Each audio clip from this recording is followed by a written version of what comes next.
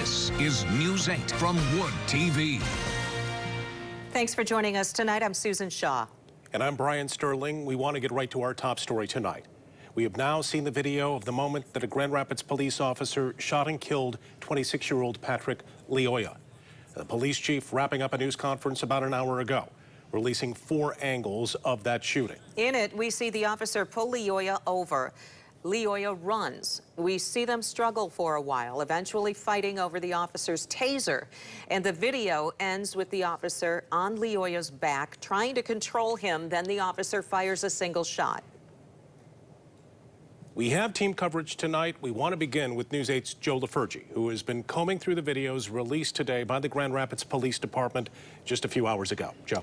Well, Brian, we too are trying to be transparent while at the same time not going to air with graphic video and language that may be disturbing to the public. That said, here's the video leading up to the death of Patrick Lyoya. 1913. Here are some of the questions the video answers. Patrick Lyoya was pulled over because the plates were registered to another vehicle, not because his car broke down.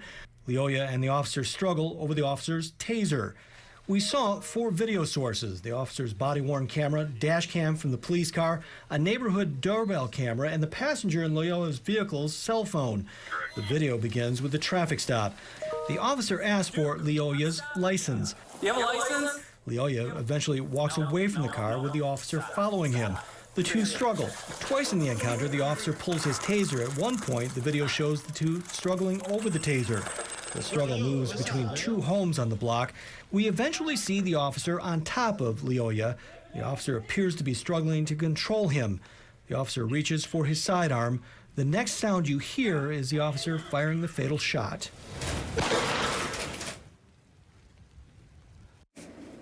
Now, if you want to see the entire videos, we have a link to where you can download them inside of our story at woodtv.com. Okay.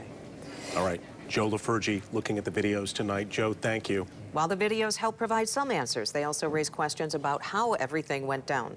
News 8's Susan Samples was at the news conference this afternoon and has more on that. Susan?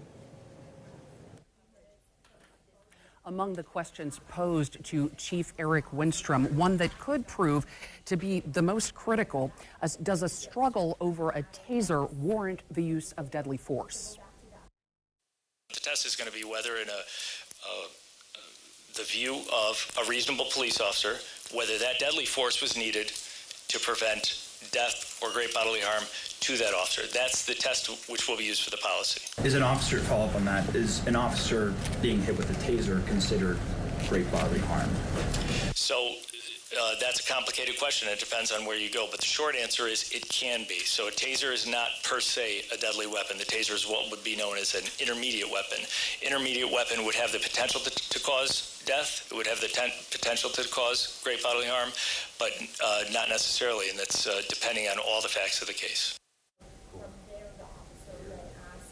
Winstrom said at the beginning of the news conference he would not draw conclusions about whether the officer followed GRPD policy or the law until the investigation is complete. Winstrom was asked, could the officer have decided to just let Lyoya go? Did he have that discretion? Winstrom declined to answer that question. He was asked why the officer chose to make that traffic stop alone, given he had already determined that the license plate did not match the car. To that question, Winstrom said, quote, I don't know why he made the stop by himself. I asked Winstrom as he was heading out, so you're saying this taser struggle is what precipitated and prompted the firing of this deadly shot? And to that, he said, I'm not making any conclusions. So again, still many questions. He answered some, still many left on the table. He did take questions from reporters for 25 minutes. Back to you. Okay, Michigan State Police handling the investigation. Susan, thank you. We do want to get to News 8's Byron Tollefson. He's live where protesters are gathering downtown near Rosa Parks Circle. Byron? Brian and Sue, I'm here at Rosa Parks Circle, where you can see a bunch of protesters have gathered behind me. This protest is organized by a group called the Voices of the Revolution. They are calling for the unnamed officer to be arrested and charged immediately. And we were just at GRPD headquarters, where a bunch of people came from there to this location, where a few dozen people were there. And when the videos finished playing, they were watching the videos as they were streamed. A bunch of people very upset, calling GRPD murderers, saying the officer needlessly escalated the situation.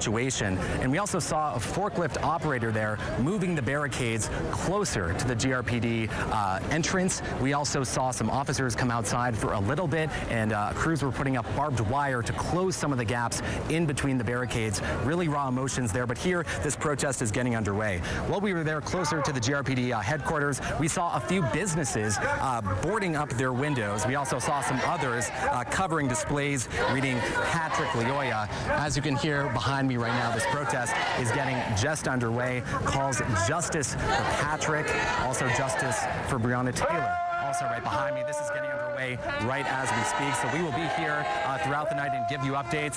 For now, live in Grand Rapids, Byron Tollefson, News 8. All right, Byron, as that protest just gets underway outside of the police department downtown, thanks for that live report.